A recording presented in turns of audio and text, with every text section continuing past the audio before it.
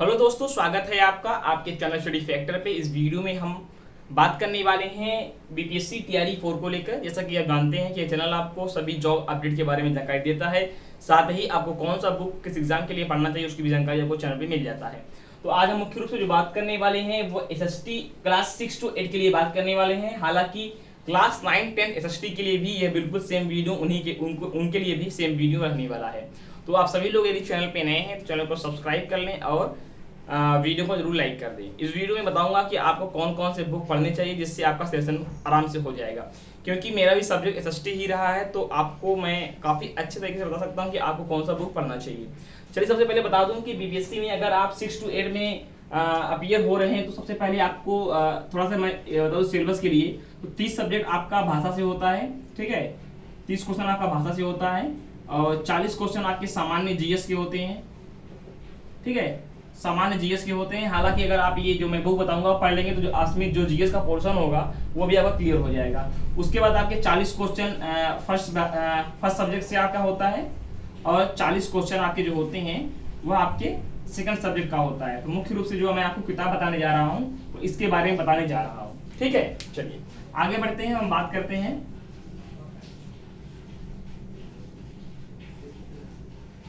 देखिए यहाँ पे जब फॉर्म भरते हैं इसके लिए तो आपको कहा जाता है कि आप कोई 2 सब्जेक्ट का चुनाव करें। आप उसमें से 2 सब्जेक्ट में से आपका एक सब्जेक्ट ये होना चाहिए। जैसे आप सबसे पहले आपको बता दूं कि आप इतिहास के साथ आप भूगोल ले सकते हैं,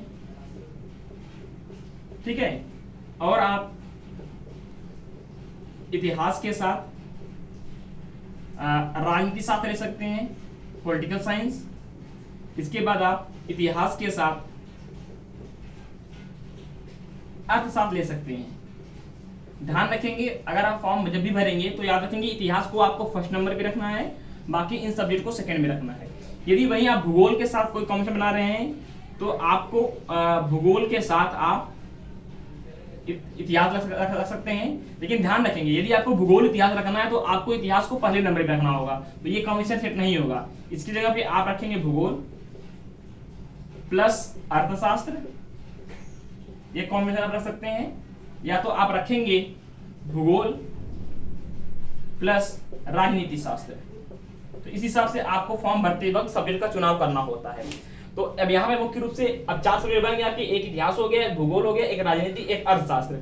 लेकिन आपको जो सिलेक्शन करना होगा यही 5 सिलेक्शन आपको अभी ध्यान रखें कि यही 5 सिलेक्शन आपको करना होता है, ठीक है। चलिए आगे बढ़ते हैं, हम सब्जेक्ट के बारे में बात करेंगे।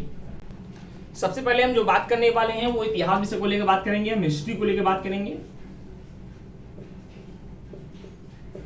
देखिए हिस्ट्री के लिए बता दूं आपको कौन कौन सा बुक पढ़ना होगा। सबसे पहले बता दूं हिस्ट्री के लिए आपको क्लास 6 से लेकर क्लास 10 तक का जो एनसीईआरटी आता है ये मोस्ट इंपॉर्टेंट है। इसके बिना आपका सिलेक्शन नहीं होने वाला है। इसके साथ आपको एक स्पेशल बुक कोई लेना होगा, ठीक है।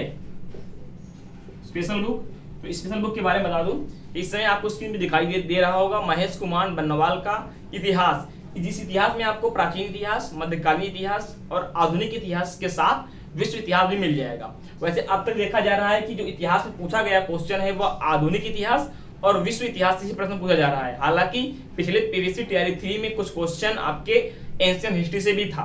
तो ये बुक आप ले सकते हैं। यदि आप ये बुक लेना चाहते हैं तो उसके स्थान पे आप जो घटना चक्र का पूर्वावलोकन आता है, घटना चक्र का, वो बुक ले सकते हैं। उस बुक में आपको प्रीवियस से कुछ प्रश्न भी मिल जाते हैं। चलिए अब हम आगे बढ़ते हैं और आगे बात करते हैं आपके दूसरे सब्जेक्ट को लेकर। तो ध्यान रखेंगे दूसरा सब्जेक्ट जो है वह हम बात करेंगे हिस्ट्री हो गया। अब हम आगे बात करने वाले हैं ज्योग्राफी को लेकर,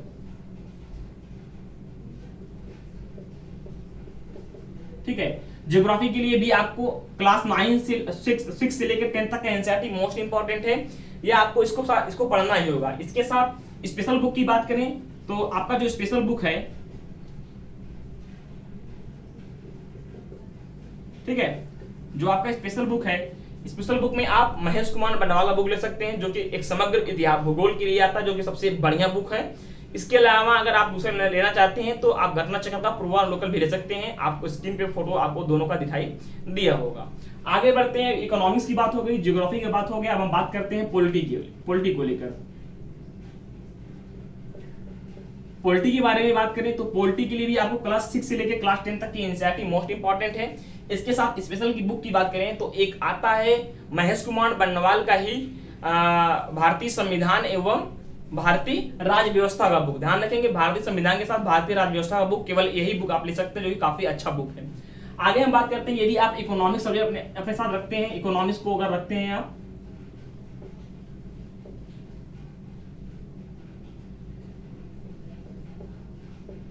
ठीक है, अगर इकोनॉमिक रख रहे हैं तो फिर आपको केवल क्लास 9th और 10th का ही पढ़ना होगा।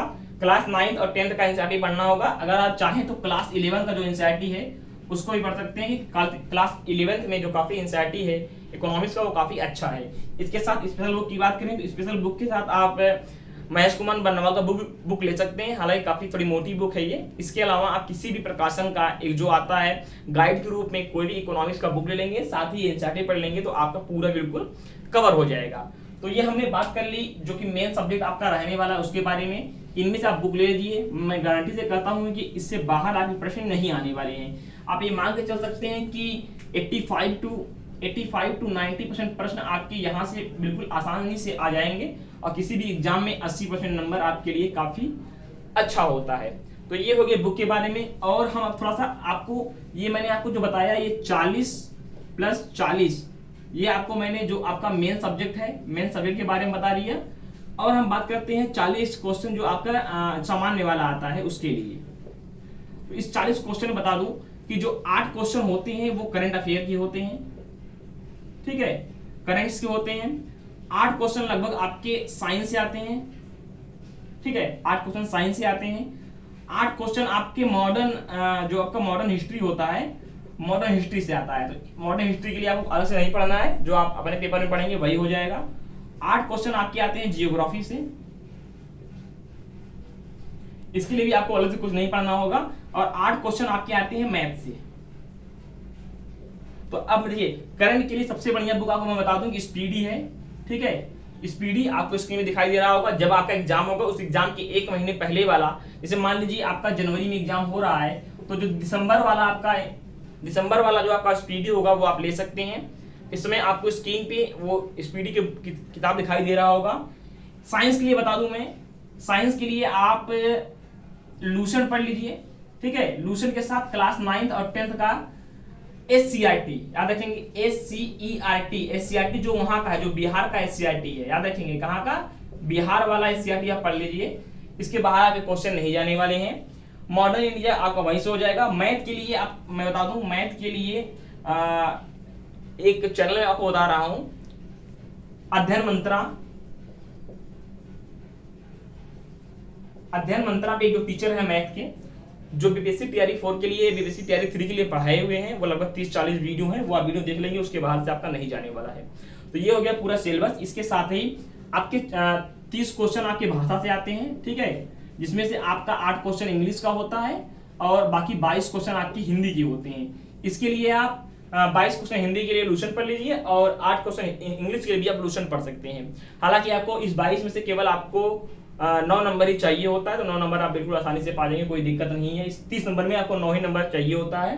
तो ये हो गया पूरे बुक के बारे में। उम्मीद करता हूं कि पूरी जानकारी आपको समझ में आ गया होगा। कोई कंफ्यूजन है, कोई प्रश्न पूछना चाहते हैं तो आप कमेंट के माध्यम से अपना प्रश्न कर सकते हैं, उसका उत्तर मैं आपको जरूर दूंगा।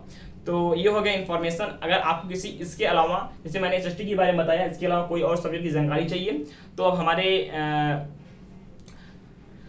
चैनल पे विजिट कर सकते हैं, कमेंट कर सकते हैं, मैं उसका आपको एक वीडियो जरूर बना के दे दूंगा। चलिए मिलते हैं अगले वीडियो में, तब तक के लिए बाय बाय, थैंक यू, जय हिंद।